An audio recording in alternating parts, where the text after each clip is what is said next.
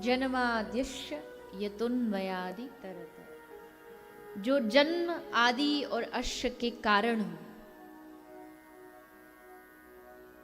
किसी चीज को प्रकट करना, फिर उसका पालन करना और फिर उसका संहार करना, ये तीनों कार्य करने वाले कौन हैं? भगवान। कौन से भगवान?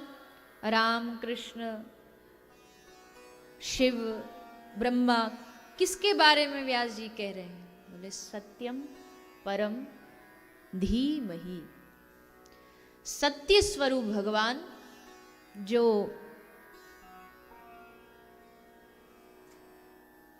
त्रिकाल में जिसका कभी विनाश नहीं होता। पंडित जी, ये सब बाद में, अभी नहीं करिए कथा को।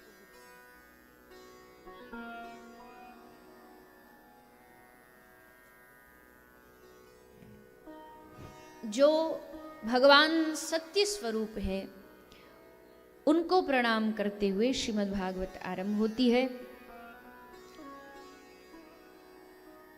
भागवत सत्य का ग्रंथ है, और कल भी आपने सुना, सत्य कभी विनाश नहीं होता है, सत्य का कभी अंत नहीं होता है।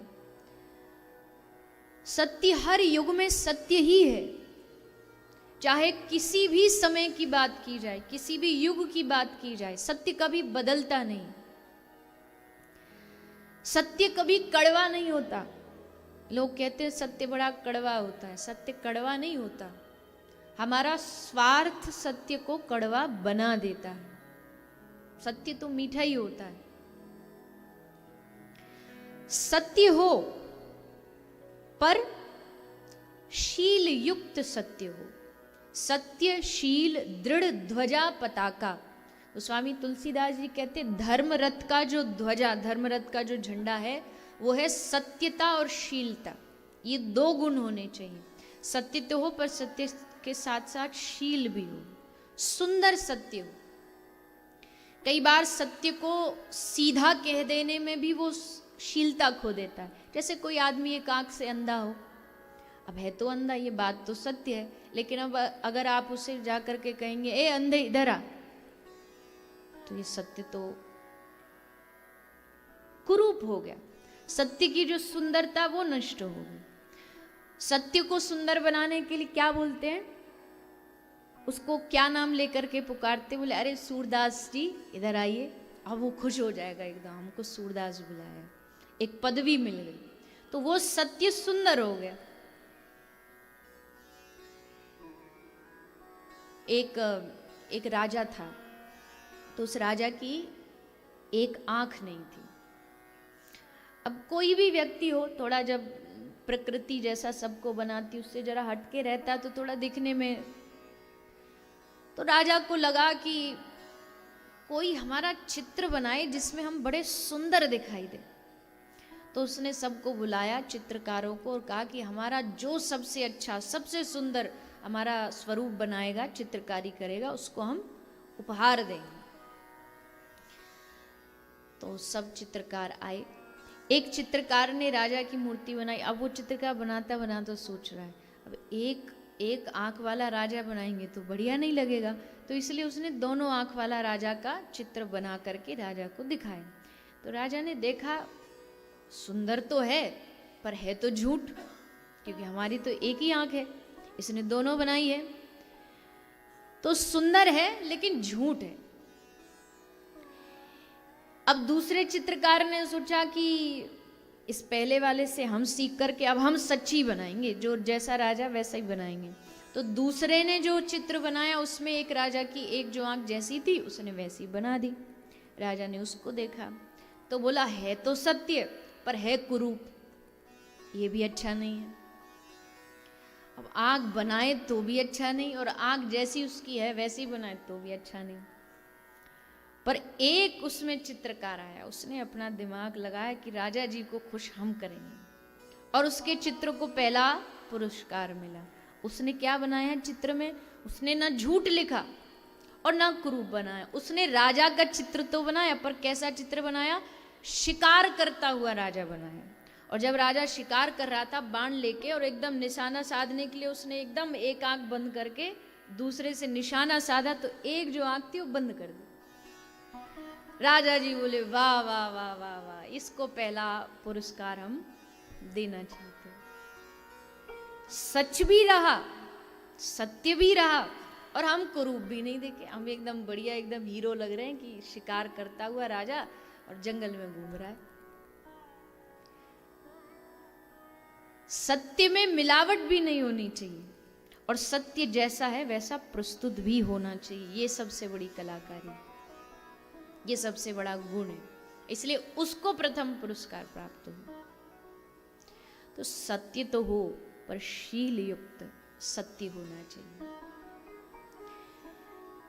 इस भागवत के जो आराध्य है, इस भागवत के जो पूज्य है, वो कौन है? वो सत्य स्वरूप भगवान है, और सत्य स्वरूप दूसरा कोई हो ही नहीं सकता। एकमात्र और एकमात्र सत्य इस दुनिया में भगवान ही है, क्योंकि उनका ना कभी जन्म हुआ, ना कभी उनका अंत होगा। वो सदा सर्वदा इस ब्रह्मांड में, इस सृष्टि में विराजमान रहेंगे।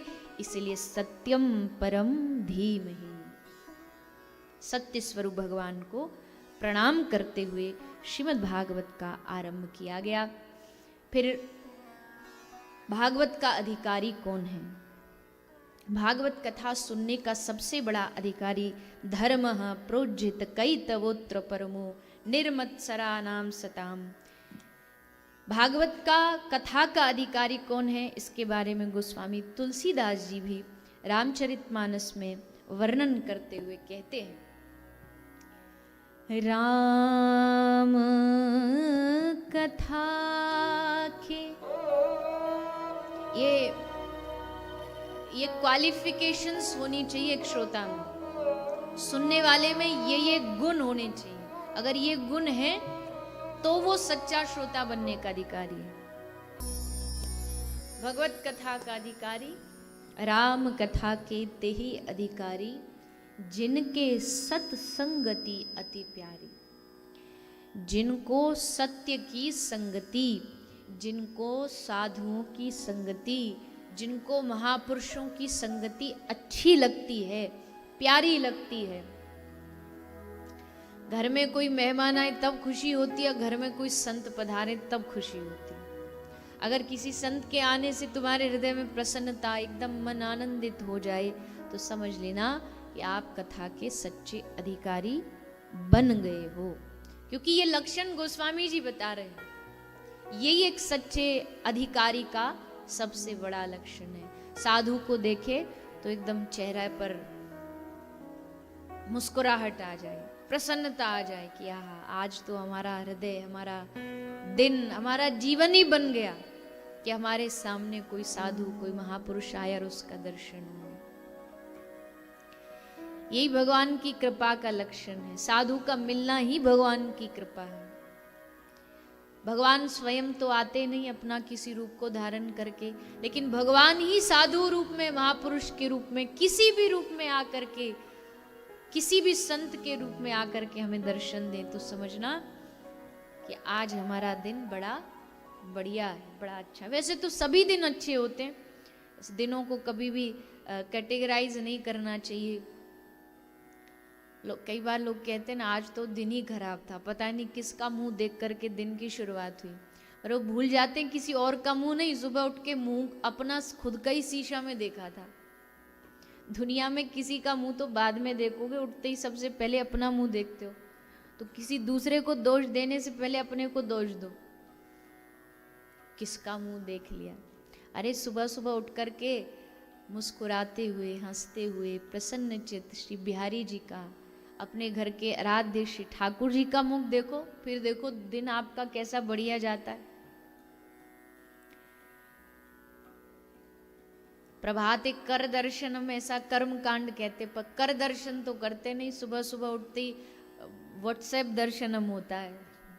सुबह उठते ही वो किसने क्या हमको, ऐसे जैसे दुनिया के प्रधानमंत्री यही है, अगर एक मैसेज इनका मिस हो गया तो तबाही आ जाएगी दुनिया में। तो सुबह उठते ही उठते हमको पूरा हालचाल देश का जानना पड़ता है, क्या चल रहा है, पेट्रोल के भाव कितने घटे, कितने बढ़े, सुबह उठ करके सबसे पहले ठाकुर जी का दर्शन करें।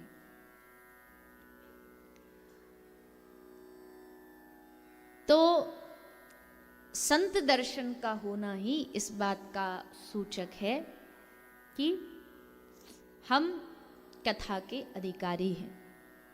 धर्म प्रोज्य, धर्म के विषय में श्री व्यास जी बता रहे हैं धर्म क्या है, धर्म का वास्तविक अर्थ क्या है। धारयति इति धर्म, जो हमें धारण करके रखता है, जो हमें संभाल करके रखता है, उसी को धर्म कहा जाता है। जो हमें भटकने न दे, जो हमको गलत रास्ते पर जाने न दे, वो धर्म है।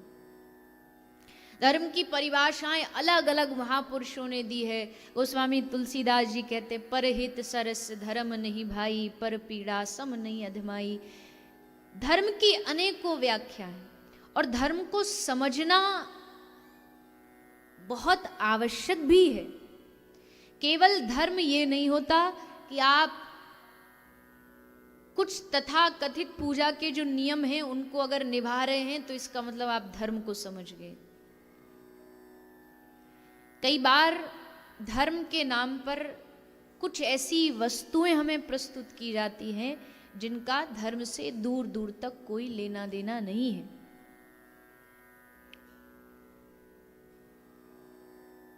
धर्म को समझने के लिए किसी सच्चे धार्मिक महापुरुष से समझिए, सीखिए कि धर्म की वास्तविक विधि क्या होती है। जो हम समझ लेते हैं, जो हम फलाने दिन को नहाना, साबुन लगाना नहीं, फलाने दिन को कपड़ा धोना नहीं, उस दिन को नाखून काटना नहीं, क्या ये धर्म है? क्या ये किसी शास्त्र की परंपरा में लिखा है? भागवत जी ऐसा कहती हैं, गीता जी ऐसा कहती हैं, रामायण में कहीं लिखा है? अगर नहीं है तो इसका मतलब ये धर्म नहीं है।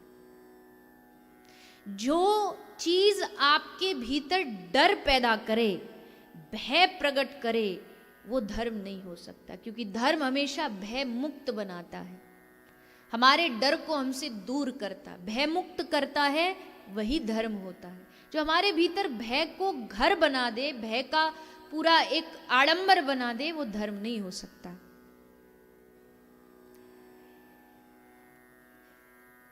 इसलिए कोई भी बात मानने से पहले, कोई भी बात पर चलने से पहले उसको 100 बार समझिए, उसको 100 बार शास्त्रों में देखिए। अगर वो शास्त्रों के द्वारा बताई गई बात है तो ही उसको मानिए, अन्यथा वो धर्म नहीं है, वो अंधविश्वास है। मुझे माफ करना, पर आज का समय ऐसा चल रहा है कि धर्म से ज्यादा लोग अंधविश्वास की दौड़ में दौड़ रहे हैं। जहां उनको जो थोड़ा सा उनके दुखों से छुटकारा, दुखों से मुक्ति का रास्ता बता दे, उन्हें लगता है यही धर्म है। लेकिन दुखों से छुटकारा धर्म नहीं है, विपत्तियों से मुक्ति मिल जाना धर्म नहीं है, अंधविश्वास धर्म नहीं है। किसी ने तुमको कह दिया तुम्हारा समय खराब है, दिन खराब है, फलाना ताबीज बांध लो, फलाना ये अंगूठी पहन लो, ये वस्तु पहन लो, और हम उसको पहन करके हमें लगता हमारा समय अच्छा आ जाएगा, हमारे दिन अच्छे आ जाएंगे।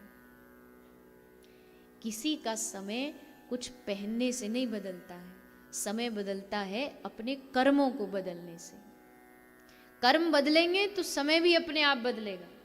कर्म अच्छे होंगे तो भविष्य भी अपने आप अच्छा होगा। इसलिए यहां तहां जाकर के भटकते रहते हैं,